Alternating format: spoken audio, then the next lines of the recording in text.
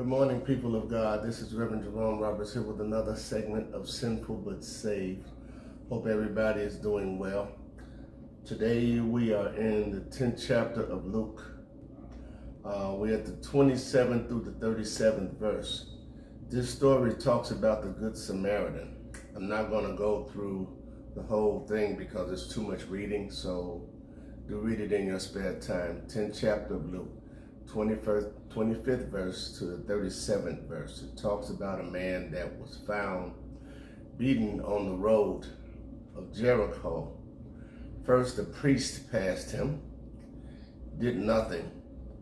Next, a Levite, who is an assistant to the priest, passed him and did nothing.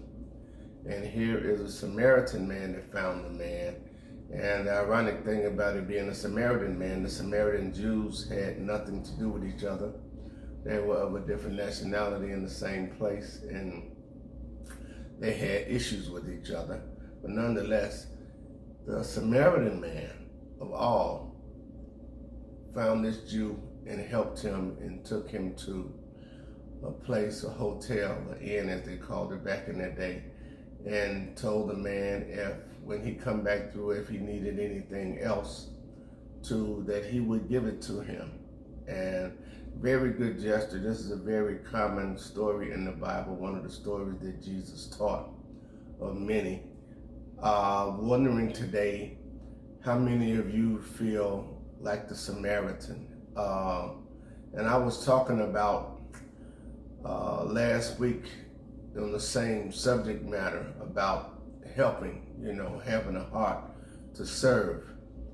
Ironically, last week, on that note, a very dear friend of mine died 2 years ago, a man named Danny Lane. I speak his name, Danny Lane. He's helped me a lot in my business, and he left me in such a good place financially when he left this earth. I had went down to see him. He had been stricken with cancer. I went down to see him a few weeks before he had passed, and he told me that he wanted me to officiate over his service of all people. I was overwhelmed. I didn't want to think about him passing, but I agreed to do it. And I went down and I left his family, and I told them that I would come back to visit them because I didn't want them to think that I had ever would forget about Danny or them. So last Friday, I did a 1,200 mile round trip to go down there and see his family. And we broke bread together, and I saw the farm and saw where Danny's grandparents lived. And it was just a good day. And I even talked to the place that employed him, and I wanted to set up a day in his honor once a year because he's very, very deserving of it. And again, just wanted everybody to know in that area that I would never, ever forget this man, because he didn't find me on the Jericho road like this man, like the Samaritan found the Jew. We just happened to connect in work, and our relationship evolved to something that was far more beautiful than I ever even imagined. And there's got to be somebody in your life. There's a lot of people passing that I know. You have funerals to go to almost every week, Friday, Saturday, and Sunday, and Monday.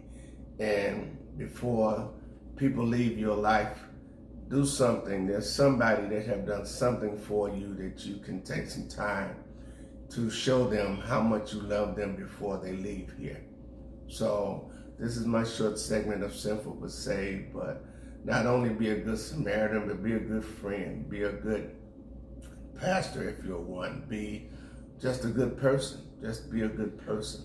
If you haven't not received Jesus Christ as your personal Savior, do so while you still have chance, and maybe if the love of Christ fills your soul, you will be a good Samaritan just like the man was in the Bible. See you next week.